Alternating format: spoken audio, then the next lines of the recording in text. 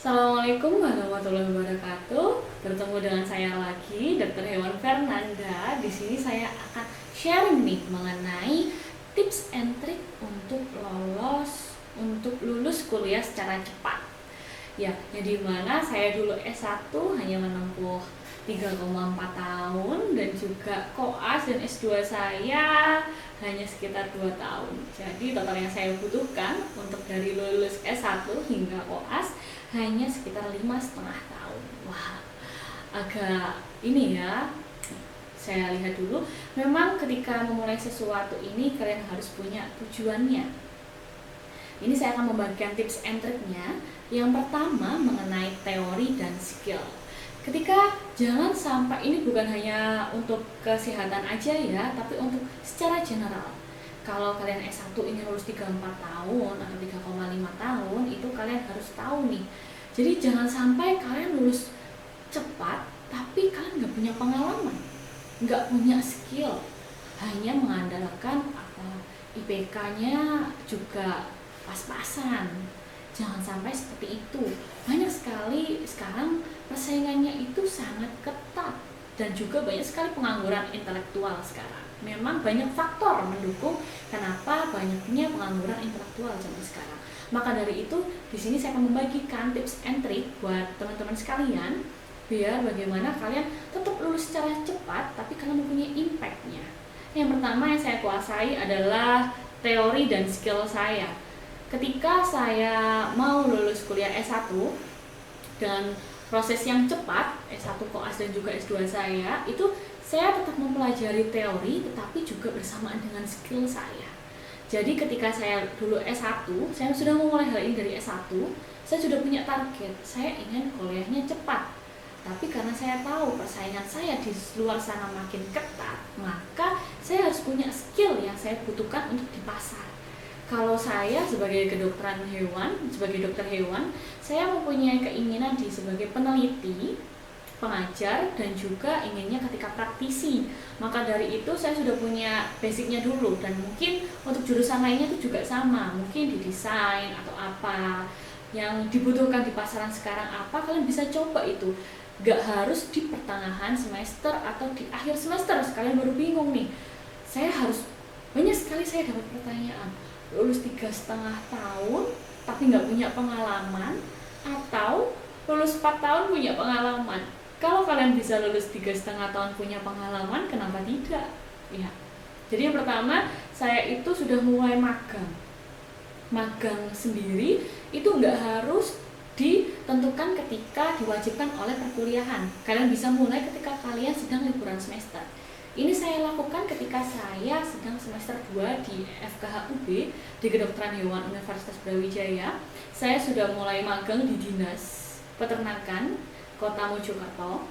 Jadi di situ saya sudah mulai magang nih dari semester 2, walaupun cuma sekedar 2 minggu. 2 minggu biasanya, itu saya sudah mulai magang dulu. Oh, apa yang harus saya ketahui di sana. Jadi saya sudah punya skillnya. Yang kedua, tentang manajemen waktu, teman-teman. Manajemen waktu ini sangat amat penting. Kalau kalian sudah terbiasa mengenai manajemen waktu kalian itu akan terbiasa. Walaupun di awal-awalnya kalian pasti akan stres atau bagaimana. Nanti saya akan jelaskan juga di video saya selanjutnya mengenai manajemen stres. Itu karena kalian kalau sudah terbiasa temponya mungkin jalan santai, kalian jalan cepat, dan mungkin berlari, kalian akan terbiasa dengan tempo-tempo tersebut, dan itu pasti efeknya itu akan besar ke depannya. Di zaman itu tentang manajemen waktu ya. Jadi jangan sampai kalian itu kuliah hanya sekedar kuliah, melihat dosen secara teori, terus pulang. Ya, karena di umur 20 tahunan ketika kalian kuliah itu sendiri merupakan privilege yang diberikan keluarga kalian atau yang beasiswa seperti saya itu yang diberikan juga dari pemerintah. Itu sebuah privilege untuk kalian, jadi jangan sia-siain seperti itu. ketika manajemen waktu sendiri kalian tahu nih, oh ketika kalian kuliah usahakan entah itu ikut organisasi atau ikut perlombaan, ikut conference atau mengikuti perkumpulan-perkumpulan orang-orang yang menurut kalian ini mempunyai dampak untuk karir kalian. Itu ya yang harus kita pegang core-nya. Jadi kalau saya dulu, manajemen saya itu ketika saya S1 ikut organisasi dulu, sempat menjadi wakil ketua di DPM, dan juga saya sering mengikuti lomba-lomba. Ini kalian harus balancing ya. Tapi ketika kalian mengikuti hal ini, utamakan IPK kalian itu harus di atas 3. Kenapa saya mempunyai sendiri ya? Karena memang zaman sekarang untuk kerja sendiri standarnya rata-rata dulu kan memang 2,75, tapi kalau sekarang rata-rata ada banyak perusahaan yang menginginkan IPK ini kurang dari lebih dari 3 untuk IPK-nya. Jadi kalau teman-teman yang masih di bawah 3, kalian fokuskan dulu untuk IPK-nya kalian naikkan, jangan ikut aneh-aneh. Tapi kalau kalian sudah di atas 3, kalian coba ngembangin diri kalian dulu. Yang mungkin kalau saya di kedokteran hewan, akhirnya saya magang, saya mencoba fokus di akademik dan juga organisasi saya, dan juga mengikuti lomba-lomba secara akademik. Akhirnya itu ada efeknya teman-teman. Efeknya apa? Saya terbiasa untuk manajemen waktu, karena memang sibuk ya, walaupun kuliahnya dari pagi sampai sore, terus habis itu nulis laporan, tapi saya tetap siapkan bagaimana cara manajemen waktu saya untuk rapat, untuk persiapan lomba, apalagi kalau harus saya izin lomba keluar kota, kan ada pelajaran yang saya tinggal ini, laporan-laporannya kayak gitu, ngurus dispen, mungkin ruwet, tapi kalian akan terbiasa. Ini salah satu contoh saya di kesehatan, tapi untuk teman-teman sekalian yang punya jurusan yang lainnya, itu kalian juga bisa lakukan. Jadi apa yang menurut kalian penting? Kalau saya sudah punya tujuannya, saya pengennya ini kayak gitu. Jadi saya list itu teman-teman, gimana tuh cara manajemen waktunya. Yang ketiga ya, jangan malu atau gengsi. Ya, ini sangat penting karena ketika saya kuliah, gimana sih saya tetap IPK-nya tetap di atas 3,5 dengan cepat dan sebagainya, tapi saya tuh nggak malu teman-teman. Ketika saya diajarin waktu kelas itu saya aktif bertanya. Jadi kalau saya ada sesuatu yang kurang tahu, kurang paham, itu saya kan bertanya ke dosen. Ini tapi nggak harus pertanyaan receh kalian tanyakan, soalnya ketika jangan sampai kayak 1+1 kalian tanyakan ke dosen. Ini analoginya ya, karena kalau dasar-dasar kalian bisa tanya ke teman kalian, tapi kalau menurut kalian ini pertanyaan ini sangat amat signifikan, kena bobotnya, kalian tanyakan ke dosen, karena kalian tuh bayar di kuliah itu. Jadi manfaatkan, kalau kalian nggak tahu tanya aja, angkat tangan aja.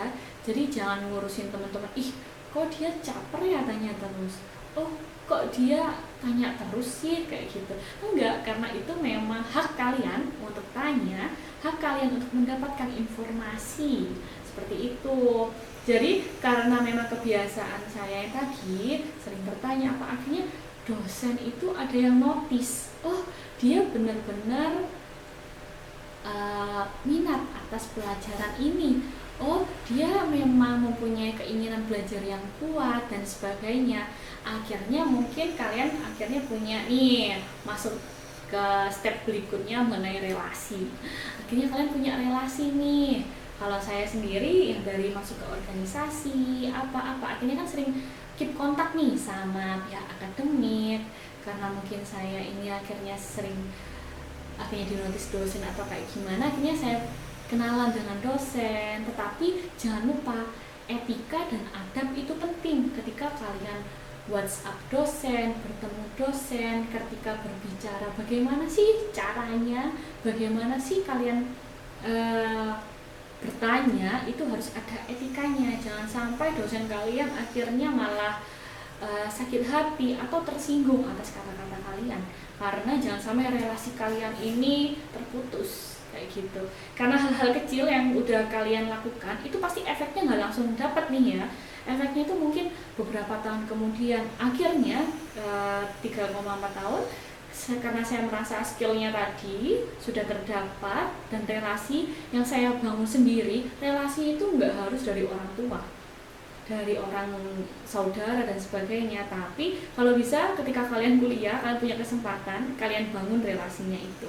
Jadi ketika kalian lulus cepat, kalian sudah punya nih, lulus cepat sendiri, kalau nggak ada yang bantu kayak dosen, akademik dan sebagainya, itu akan susah juga teman-teman. Ya akhirnya saya lulus dengan cepat di 3,4 tahun. Ya maka dari itu, dan akhirnya setelah saya lulus S1, saya melihat peluang pada waktu itu. Kalian harus pintar ya. Yang step selanjutnya adalah melihat peluang. Melihat peluang ini sangat amat penting. Ketika saya lulus S1, mungkin teman-teman juga lulus S1, saya lihat peluangnya ini saya bagusnya ngapain nih. Oh, kalau saya memang diharuskan untuk untuk profesi ya, untuk mendapatkan gelar dokter hewan saya. Mungkin tapi kalau jurusan yang lain S1 saja cukup, berarti kalian harus melihat peluang nih. Oh, di market sendiri ini yang dibutuhkan ini skill yang ini. Oh, akhirnya saya tanya-tanya relasinya saya. Tadi juga jangan malu kalau mau lulus, ada nggak loker gitu. Jangan sampai mentok dulu baru tanya. Kalau bisa kalian tanya, ada lowongan nggak ya perkiraan. Kalian juga harus tahu sebelum lulus, oh ternyata di pasar sekarang ini, di market ini yang dibutuhkan jurusan saya ini kemampuannya seperti ini, seperti ini, seperti ini. Dan juga sering-sering tadi sering mempunyai relasi yang tinggi dan sebagainya. Akhirnya ketika kalian sebelum lulus, kalian sudah bisa mendapatkan pekerjaannya. Itu hal yang penting ya. Dan juga kalian harus tadi, itu namanya melihat peluang ya teman-teman. Kalau saya sendiri melihat peluang nih, oh pada waktu itu saya sedang sedang pandemi COVID, tapi masih dilakukannya hybrid. Jadi sudah mau hampir habis nih COVID akhir, sudah mulai ada vaksin. Itu saya kuliah koas, saya gabung dengan S2 saya. Jadi dalam waktu 2 tahun saya akhirnya juga bisa lulus. Walaupun ini agak ekstrim ya buat teman-teman. Jadi saya koasnya di Malang, di FKH UB, kedokteran hewan, dan saya juga S2-nya saya ambil di kedokteran Unair, ambil kedokteran dasar. Walaupun mempunyai objek yang berbeda, yang satu manusia, yang satu hewan, dan juga beda kota, tapi tadi karena saya sudah terbiasa tentang manajemen waktu. Ketika saya sudah terbiasa dengan manajemen waktu, akhirnya semua itu bisa saya sudah terbiasa kayak gitu. Jadi ketika manajemennya bagus, omong-omongannya enak, dan juga relasi tadi, etika dan adab juga penting.